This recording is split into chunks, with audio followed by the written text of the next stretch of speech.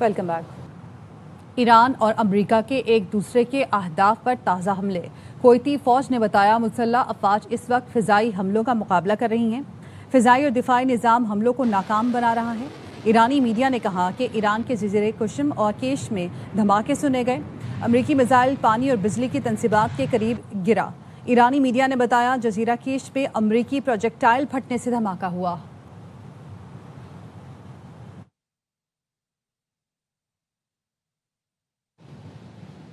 ایرانی پارلیمنٹ میں انتقام انتقام کے نعرے لگائے گئے۔ 4 ماہ بعد ہونے والا ایرانی پارلیمنٹ کا اجلاس نعروں سے گونج اٹھا۔ ارکان پارلیمنٹ کا کہنا تھا کہ سمجھوتا ہوگا، نہ ہتھیار ڈالیں گے، صرف انتقام انتقام۔ ڈپٹی اسپیکر حامد رضا نے سپریم لیڈر مشتبہ خامنہئی کا پیغام پڑھ کر سنایا۔ پیغام میں کہا گیا مجرموں کو جان لینا چاہیے کہ ان کا پرسکون موت کا خواب قبر میں لے جائے گا۔ یہ مشن میرے یا دیگر عہدیداروں کی موجودگی کا محتاج نہیں۔ انتقام کا یہ عہد جلد پورا ہوگا۔ ایوان میں سرخ جھنڈے تھامے ارکان نے سپریم لیڈر سے وفاداری کا عزم دہرایا۔ امریکی صدر نے آبنہ ہرمز پر 20% فیس لگانے کا ارادہ بدل دیا۔ ٹروتھ سوشل پر پوسٹ میں لکھا مشرق وسطیٰ کی قیادت سے کامیاب مذاکرات کے بعد امریکی فیس تجارتی اور سرمایہ کاری معاہدوں سے بدلنے کا فیصلہ کیا، جس سے امریکہ میں فیکٹریاں اور پلانٹ لگائے جائیں گے۔ امریکی فوج کی طاقت کی بدولت آبنہ ہرمز کھل گئی۔ تیل کی ترسیل جاری ہے۔ ایران کے علاوہ تمام جہازوں کو گزرنے کی اجازت ہے۔ ایرانی بندرگاہوں سے کسی بھی جہاز کو گزرنے کی اجازت نہیں ہوگی۔ موجودہ قیادت کی وجہ سے ایران تباہی کے دہانے پر ہے۔ ایران کے قتل و غارت کے دن ختم ہو چکے۔ ایران کبھی جوہری ہتھیار حاصل نہیں کر سکے گا۔ عمان نے آبنہ ہرمز پر فریقین کے درمیان مذاکرات کا دعویٰ کر دیا۔ وزیر خارجہ بدر البوسیدی نے کہا ہے کہ آبنہ ہرمز میں آزادانہ جہاز رانی کے لیے تمام فریقوں سے بات چیت کر رہے ہیں۔ عمان کی ذمہ داری ہے ایران اور عالمی برادری سے مل کر پائیدار اور عالمی قوانین سے ہم آہنگ نظام بنایا جائے۔ عمانی وزارت خارجہ نے ایک بیان میں کہا کہ آبنہ ہرمز میں آزادانہ جہاز رانی کی بحالی کے لیے تمام فریقین سے تعاون کو تیار ہیں۔ فریقین سمندری قوانین سے متعلق UN چارٹر اور بین الاقوامی قوانین کی پاسداری کریں۔ سعودی عرب پر حوثی باغیوں کے راکٹ حملوں کی مذمت کرتے ہیں۔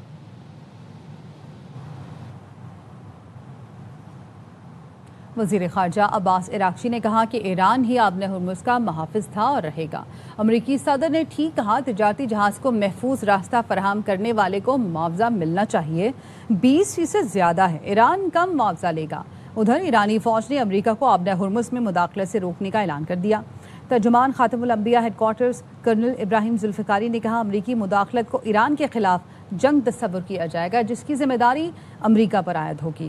ادھر آبنہ ہرمز کی سیکیورٹی سے متعلق بل ایرانی پارلیمنٹ میں پیش کر دیا گیا۔ ایرانی قومی سلامتی کمیٹی کے سربراہ ابراہیم عزیزی نے ایکس پر لکھا ایران اپنی سرخ لکیروں کے دفاع پر بدستور ثابت قدم ہے۔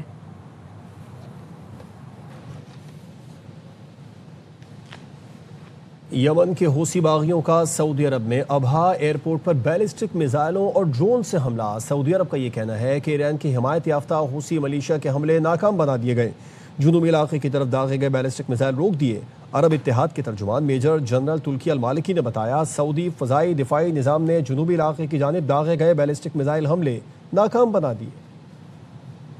وزیر اعظم شہباز شریف کی سعودی عرب پر حوثیوں کے حملوں کی شدید مذمت۔ کہا حملے سعودی عرب کی خود مختاری، علاقائی سلامتی کی کھلی خلاف ورزی ہیں جو خطے کے امن و استحکام کو مزید نقصان پہنچا سکتے ہیں۔ پاکستان سعودی عرب کی سلامتی کے لیے غیر متزلزل حمایت کا اعادہ کرتا ہے۔ مشکل گھڑی میں سعودی عرب کے ساتھ مکمل یکجہتی کا اظہار کرتا ہے۔ خطے میں امن، استحکام، سلامتی، باہمی مفاہمت کی کوششوں کی حمایت جاری رکھیں گے۔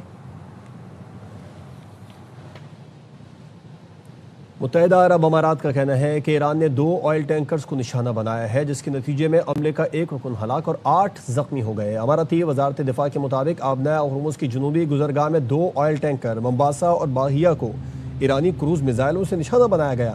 یہ حملے عمان کی سمندری حدود میں کیے گئے۔ زخمیوں میں 6 بھارتی اور 2 یوکرینی شہری شامل ہیں۔ حملے کے نتیجے میں دونوں ٹینکرز کو نقصان پہنچا، تاہم آگ پر قابو پا لیا گیا۔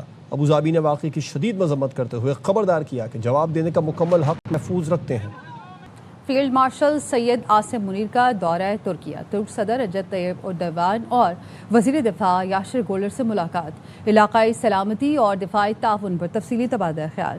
ISPR نے بتایا فیلڈ مارشل کو ترک جنرل سٹاف ہیڈ کوارٹرز میں گارڈ آف آنر پیش کیا گیا۔ فیلڈ مارشل سید عاصم منیر اور جنرل سلجک نے پیشہ ورانہ اور سیکیورٹی امور پر بات چیت کی۔